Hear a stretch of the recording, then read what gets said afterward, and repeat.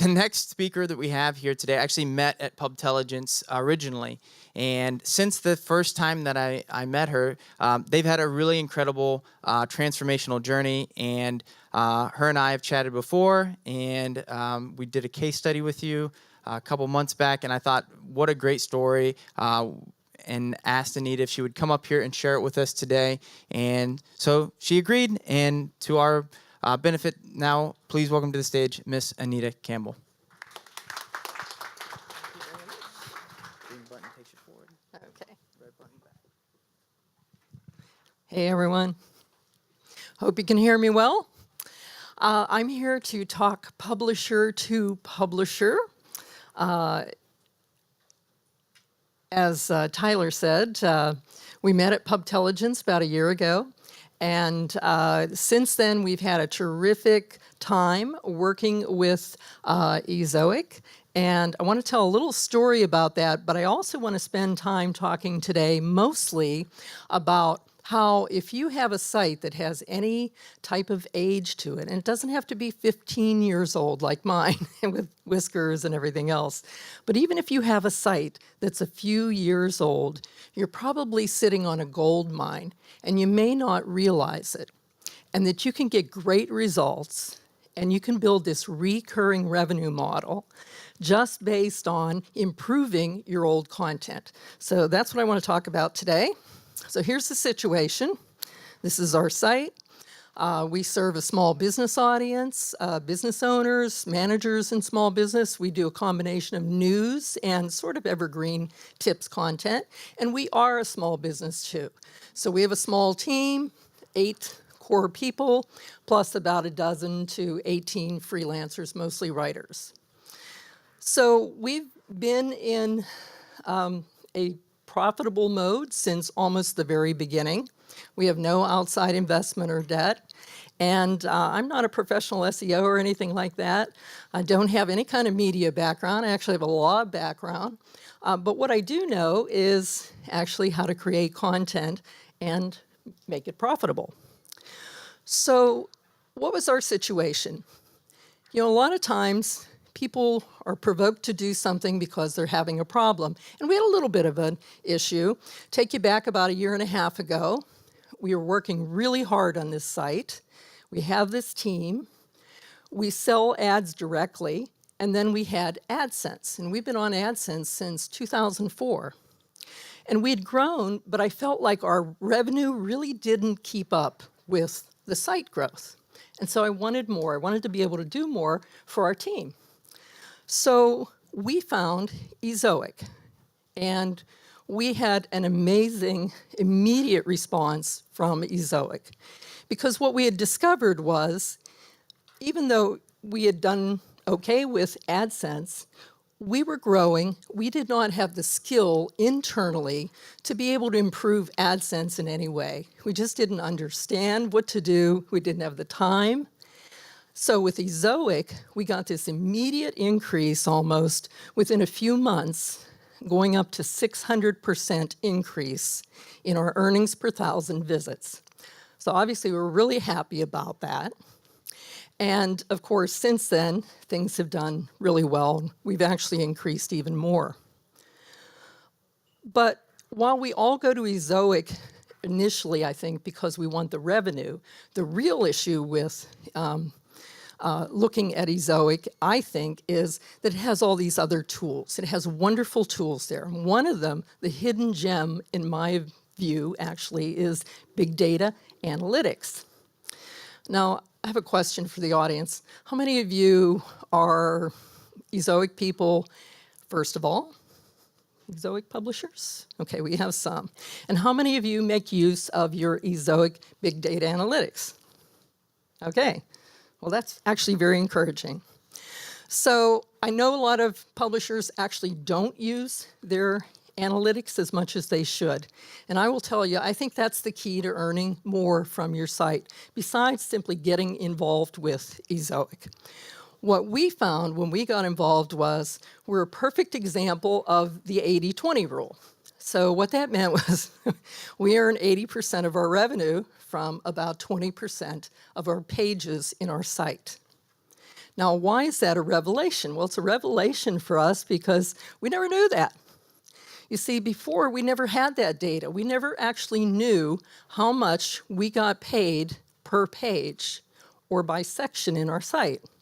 Theoretically, you're supposed to be able to do that by marrying up your AdSense and your analytics, but we use DFP, and it was too complicated for us to figure out. We just didn't know. So we would sort of guess, but we didn't know. So once we knew how much we were actually making from our pages, we really looked at it, and we found that not only were we making the bulk of our revenue from this smaller number of pages, but it wasn't even necessarily our newer content. It was actually more of our seasoned content, I would say. It was pieces that had really withstood the test of time. And so that was very, I guess, just a big illumination for us. And from there, all I could think of was, okay, this is a great opportunity, because if we're earning X amount from 20% of our pages, what if we doubled that number of pages? Well, we could earn double that amount. So that would be a significant increase. So that really got us started into looking at our site in much more detail and delving back deep into our archives to see exactly what was going on. So it also caused me to really look at the site much differently in this sense. It caused me to look at it and say, you know, that older content that we have, if we could just clean it up, get it working for us really well, bring it out into the light, get it more visibility, we'd actually have much more of this recurring revenue machine there. And, you know, that's the holy grail of all business models. You want to be able to do work once and be able to earn from it again and again and again. And I thought, well, we wouldn't have to do as much new content. So with that in mind, I actually talked with Leland McFarland, who's sitting in front here. He's our CTO with us today. And we talked about, well, how could we go about looking into our site, into this old content? We came up with this process. And at the core of this process is we found an SEO audit tool, one of these SEO tools that you could do an audit. And we thought, well, then we'll use that as a really good guide. And so we chose SEMrush because we actually had a subscription to it, even though we didn't use it very much. But you could use any SEO tool. And you do an audit, and it will spider your site, and then it will come back with this very detailed report about everything you need to improve in your site. And so Leland set it up so that it would actually happen once a week. And from those results, we looked first at the technical information, and that was all the technical issues in our site. And we looked at those first because, as we discovered, we actually had broken pages and broken things in our site. And when you have broken things, and search engines can't crawl your pages, and users can't actually load your pages, naturally, that's going to impact things. Then we started really delving into our content, and we really started slicing and dicing to see, what do we have, what can we improve? And then from there, we looked a little bit into architecture and design, and this has been going on now for months. We've been involved in this process, so we're just getting into the architecture and design part of things. But let me walk you through some of the things that we've done. So first of all, these are examples of technical errors, and of course, anything that's broken, that's the most serious. You want to fix that for sure, because that is really impacting anything that you do. But we found when we did our first audit, we were shocked that it flagged like 600,000 issues of varying severity. Luckily, a lot of those were not severe, but there were 10,000 errors almost that have flagged. And we had over 11,000 broken links that we didn't really even realize. And you might say, well, how don't you know this? Well, you're busy on your site. You're doing things. You don't go back into your archives. You don't know what's going on. So how do you approach this? Well, you do it like anything else. You figure out how to chunk it, you break it down into manageable pieces, and you dig in and you try to get certain things done and you rack up accomplishments. We like to get it into a routine because one of the things that I was certain about is I did not want to go out and hire new people. I did not want to spend more to do this project. We had to fit it into our existing team. So we thought we'd do a little bit every week. And so we set it up so that we would run an audit every Saturday.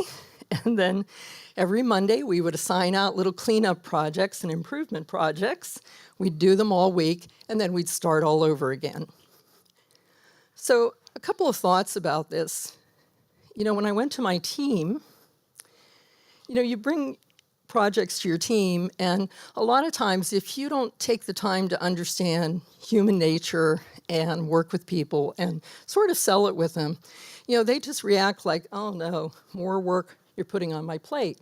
And then it's really hard to get anything done in a small business. So one of the things we did is we cut our new content publishing schedule. We actually cut that. At one point, I think at our high, we were doing about 50 articles a week, and we're down now to 36 articles. It hasn't reduced traffic in any way. In fact, traffic is higher than ever, and I'm going to show you some results at the end.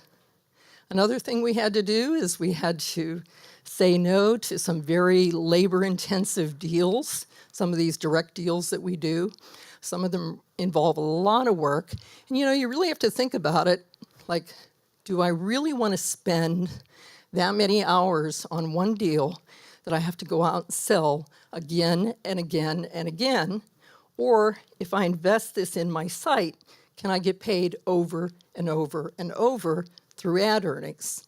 So that's how we looked at it. You have to educate your team, and I don't think blog posts are enough on that. There's a lot of things you can read out on the web, and they're very, very valuable. But we actually took some courses. A couple things that I would absolutely recommend are SEMrush has an academy, and they've got a great technical SEO course, so definitely recommend it. Yoast Academy has some great courses. They've got a terrific one on site structure, highly recommend it. Find some tools for your non-technical team so they can do some of this technical cleanup. And if you're with WordPress, I strongly urge you to look at plugins that will help the technical team do certain things. So for instance, we looked at the broken link checker plugin. That's one example, because broken links is really laborious to fix. But if you have like a little dashboard, it makes it very easy to fix them, and you save a lot of time in doing that. And I believe in gamification big time. So we look at scores and we use them to challenge ourselves. So all of these SEO tools have some kind of scoring in them that you can do, and you can see if you can best it each time. So when we did our initial audit, we had a dismal score of 29. So imagine 29 out of 100. Had we been in school, we would have flunked out. Okay, so you might say, well, how does that get anybody enthusiastic? Well, every week you improve a little bit. So the next week's audit, you've done some work, you get a score of 31. And maybe after that, you get a score of 33. And you just keep improving. And it is something everyone can rally around. And we play a game called Guess the Ezoic Earnings. So at the beginning of each month, Leland will come in and he'll say, I'm estimating our Ezoic ad revenue earnings will be X. And then the rest of us on our executive team, in our Tuesday executive team meetings, will do over and under. And then we try to see who comes closest to the Ezoic revenue. Now, nobody wins anything if they're right, but it's a great way to get everybody rallied around it and thinking about what they do in connection with revenue. So that's really important. As I said, we use the SEMrush tool, but there are some other tools you can use, and I know there are other ones not even on that list. Our go-to plugins that really have helped us are the Yoast SEO plugin. It was really, really valuable, in part because it has a redirects section in it. It gives you the ability for your content team to do redirects of URLs from one URL to another. And that was really a valuable part of getting everybody involved in this whole process. And just some other tools, find what works for you. There's no magic. It's really just about what makes sense in your organization. We have an article we put together with some of our tools and some of our tips. That's our short link there, sbt.me/improve, if you want more on that. I'd like to talk about content now. So we've been talking about some of the technical issues, and I'll really spend the bulk of the time talking about this. This is really about improving your content. And when you start talking about old content, if you go out and you read articles on the web, what frustrates me is a lot of them start immediately talking about content pruning. And that's a really, really trendy term. But I don't think you should start with the idea of actually eliminating your content. I think that's really the worst way to look at this. You have to look at your older content as an asset. So you have to look on it as something that, like, how do I get more out of this asset? And you can't get more out of it if you're going to delete all of it. And I have to tell you a true story. A friend of mine had a great site, 10 years old, wonderful site. I love this site. He tells me one day that on the advice of some expert, that he went around and he deleted everything older than 2 years old. Everything. He just picked a date. And he didn't even redirect the URLs. That's what, I just couldn't believe. So about 6 months later, he contacts me, actually texts me over the weekend. He says, hey, I got an offer. Somebody wants to buy my site. I said, but the price tag's really, really low. So I said, let me take a look at your site. I did. And I couldn't believe it. He had actually gutted his entire site by deleting all this content. He had deleted all the authority, links, everything. And it was just a shame, I thought. So my only point about that is don't do that, please. Here's why your old has value. You got a lot of traffic. Older sites tend to have bits of traffic to a lot of pages. You've got, that older page, it may be linking to a better page. And now you're giving weight to another page. If you get rid of that older page, you've basically taken away the weight to that better page. Social proof, I think, is really important. So that's like shares, tweets, etc. But it's also comments. So think about this. In our site, some of our articles have long strings of comments. Those articles have the best engagement metrics in our site because they're really good comments. And the author comes along and answers questions. And I love to read them myself. And those are like gold in your site. So I would never get rid of any page that has good comment strings on it because that is like really good stuff. And of course, those pages can have backlinks and rankings. You might be surprised at what a really old page is ranking for if you don't look for it. And it may be one keyword, and maybe it's not a very search keyword, but I figured that's a place to start. You can improve that, right? So people ask me, well, how do I go about improving my site? If you tell me I'm not supposed to delete everything, what should I do?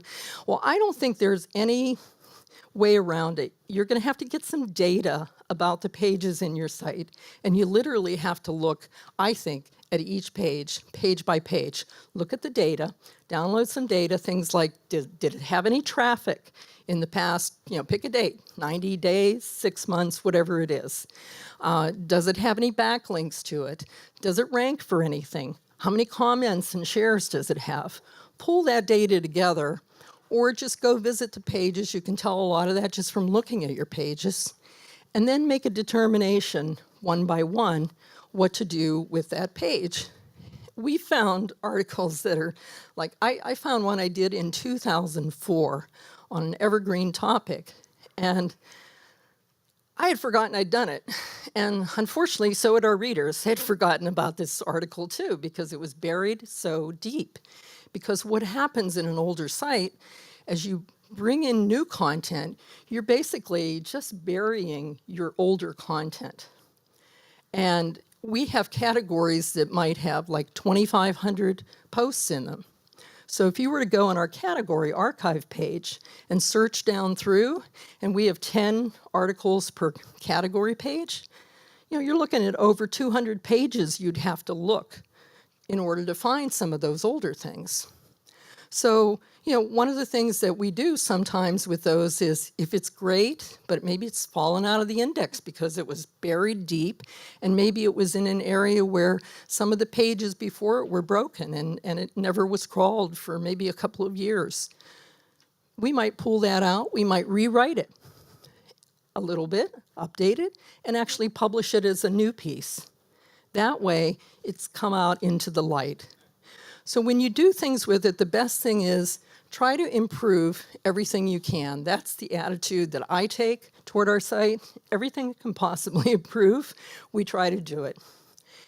If you can't improve it for some reason, or the age is a detriment, then rewrite it, rewrite something similar, consolidate it, and make sure you redirect the old URL using a 301 redirect code to the new URL. And that's where that Yoast plugin really comes in handy, because your content team can do that right then and there. In fact, I think it sometimes will do that automatically if you actually change the URL. As a last resort, you would look at removing content. Some people say never remove anything. We remove very, very sparingly, but occasionally we've had a few things that we would remove. For instance, if we find a 12-year-old article and it's 3 sentences long and it's about a webinar we held 12 years ago and the archive of this webinar is no longer online, and it was flagged because it had broken stuff in it. It's got broken links, it's got broken images. It's not even worth the time to fix it. That's the sort of thing that we would delete. But it would really have to rise to that level before we would do that. Okay, so which ones do you improve first? You've got all these pages, got tens of thousands of pages, can't tackle them first. Well, I have to give a hat tip to Tyler Bishop. He's written some really great pieces on the Ezoic blog about this. And one of the things he's talked about is, pick articles that have organic rankings, but where you're not on the first page, but you're within shouting distance of it, if you will. So maybe you're at position 11 to 30, and it's got good search volume. Those are ones you might, by improving them, by adding content, be able to lift. I would also say, look at content you consider worth it. Look at those 5 factors again. Sometimes you just know you did a great piece at some point, and you want to see the light of day again. Here's a little case study. It's a real case study from our site about the value of improving. So this was an 8-year-old article, and in December of 2018, it got 79 visits. We improved it right after the beginning of the year in January. It immediately shot up because the rankings improved and the organic search traffic jumped up, and we got 1,000 more visits in a month from that. And we've been getting that ever since, and I just checked, and it's actually still going up. We actually even got more traffic than that, because this is just looking at organic search traffic. We actually got social media traffic and some direct traffic from the site pull through from improving it. So I want you to look at some possible revenue implications of that. So this is just a back of the envelope calculation. But imagine you could take 100 pages in your site and get 1,000 more visits a month from 100 pages. That's 100,000 visits extra per month just from your existing content. Now, figure out the revenue. If you're with Ezoic, you've got an EPMV number. So let's say it's 13. So you do that calculation and you realize you can earn $1,300 more per month just from that existing content. Now extrapolate that out for a year. Multiply by 12. It's almost $16,000 extra revenue just from that existing content. So that's how we look at it. And so I'm not saying you can do this with every page. You may have to improve 200 pages to average 100 that get to the number that you want. But I can tell you, we've had pages we've improved that have gotten far more traffic than 1,000 visits just from improving them.